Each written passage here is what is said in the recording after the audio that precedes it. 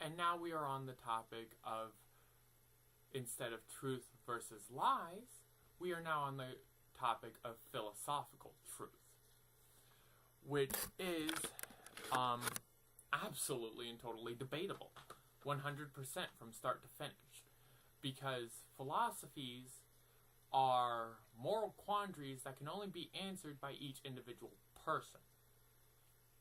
No questions there.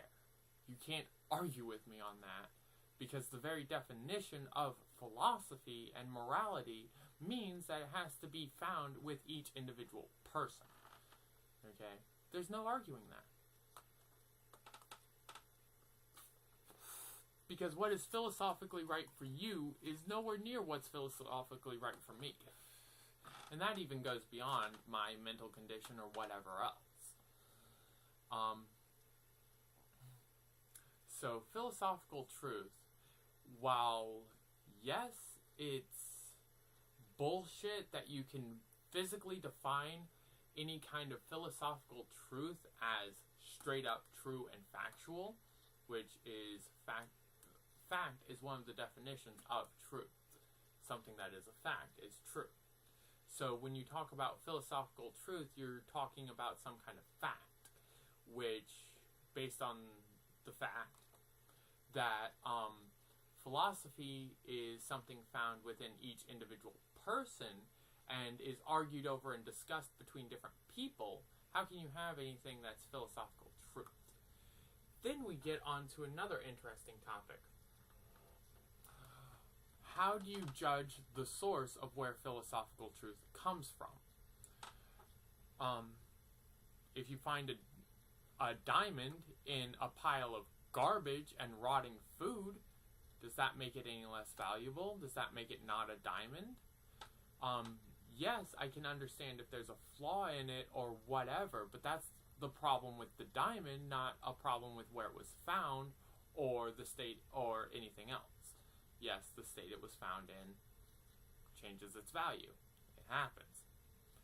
But where it was found changes nothing. It's the stone itself, the philosophical truth itself, that is worthwhile or not where it's coming from.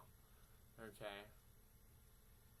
The simple fact that somebody who is living a shit of a life, and is throwing out these philosophical truths, that doesn't mean you should completely disregard them or ignore them for any reason. Yes, practice what you preach entirely, but just because you're not practicing what you preach doesn't mean I can't take what you preach and practice it myself and make it better for my life. Okay? So simply because you're finding a diamond in all this garbage and rotting food does not make it any less of a diamond, my friends.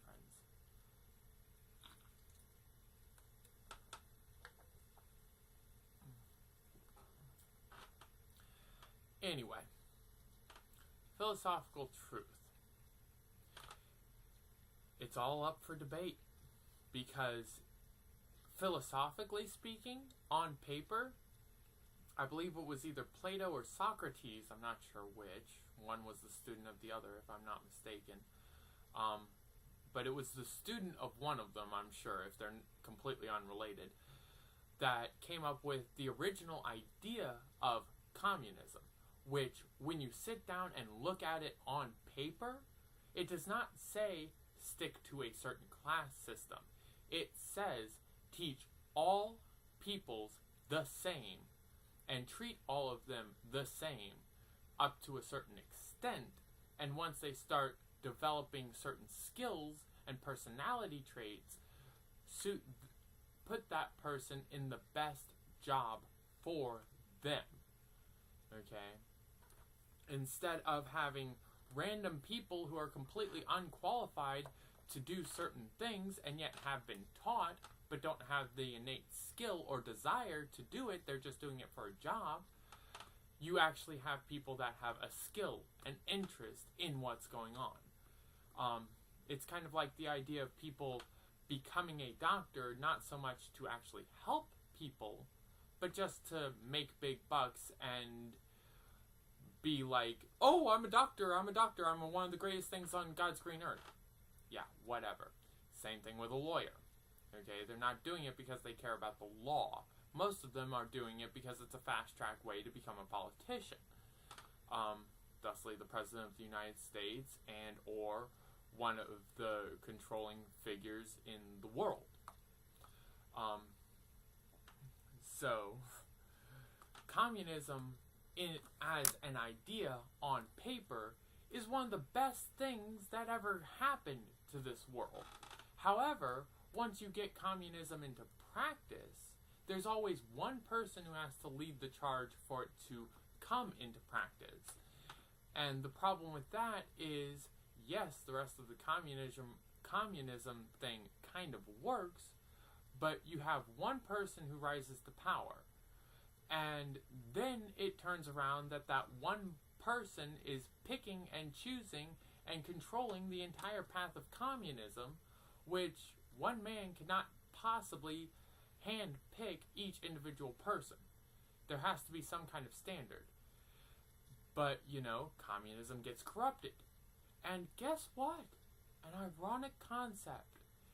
Every form of government, from monarchy to democracy to communism, if that even is a form of government, we're just going to go with that for right now. Communism, it doesn't matter what form of government you're talking about. Sooner or later, it gets corrupted. And truth is, the democracy that America came up with is the one that took the longest to corrupt. I'm sorry, let's face it, we're there. And we didn't even get there through our own democracy. We got there through capitalism, the almighty dollar.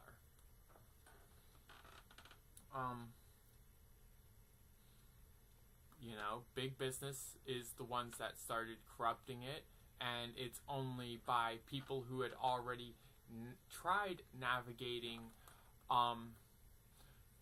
the democracy in order to corrupt it for their own reasons that they were able to use the big business to corrupt them, in a sense. Big business bribed them and thusly gave them the perfect opportunity and excuse to start exploiting democracy.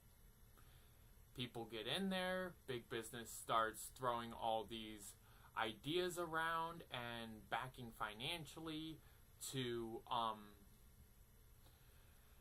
get certain things to happen that in general look like a good idea, okay?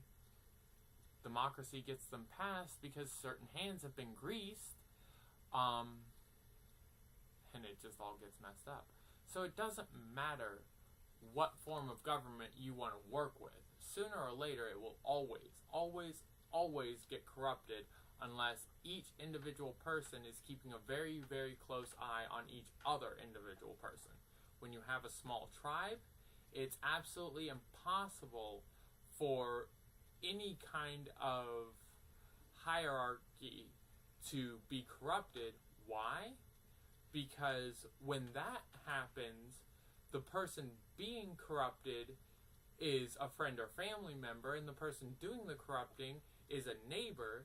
I mean, there's no way you can get away with it at all.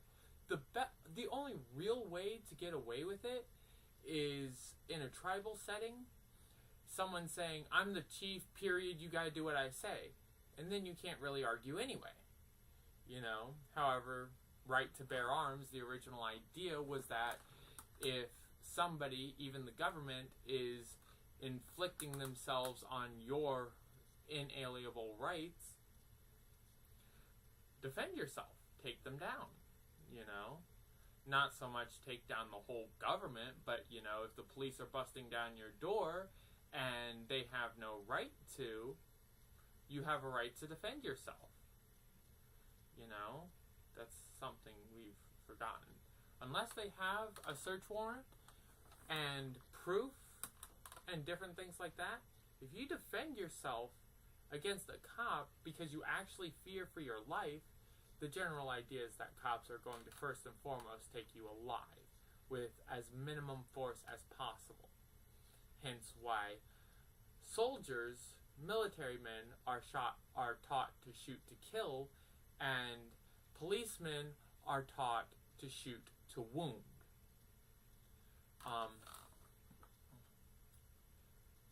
So if you feel threatened by anything, you have the right to defend yourself. That's what the whole right to bear arms is. But yeah, if the witch doctor or the chief or whatever in a tribal community starts throwing their power around, well, sooner or later somebody's going to take them out. It just happens because they can't have it. Everyone's keeping too close an eye on everyone else, and thusly total corruption is completely impossible.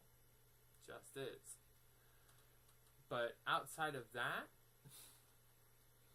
doesn't matter what kind of government system you set up, sooner or later it will be corrupted, simply because anybody in any kind of government or political office has power, and power corrupts, and absolute power corrupts absolutely.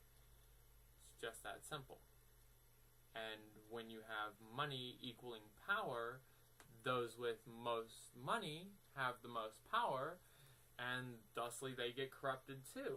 By the way, my compliments to Bill Gates, because he has managed to be one of the wealthiest men, one of the wealthiest people ever, and yet has managed to maintain his own dignity, maintain his self-respect, and maintain his own work ethic and multiple things beyond that.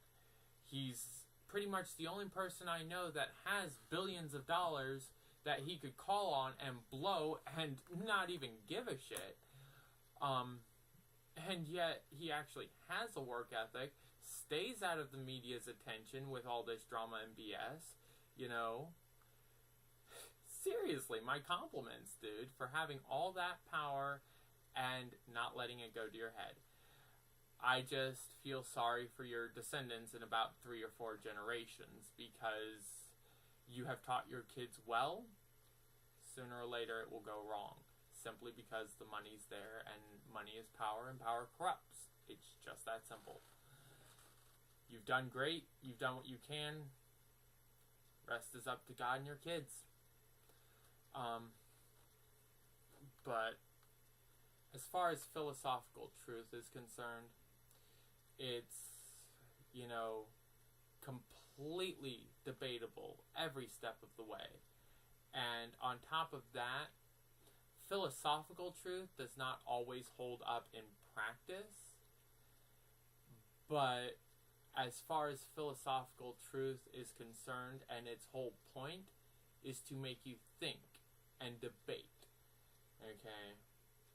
Philosophical truth as far as government goes, well, government doesn't hold up in practice at all. But outside of that, philosophical truth isn't about making things work in life or in the real world.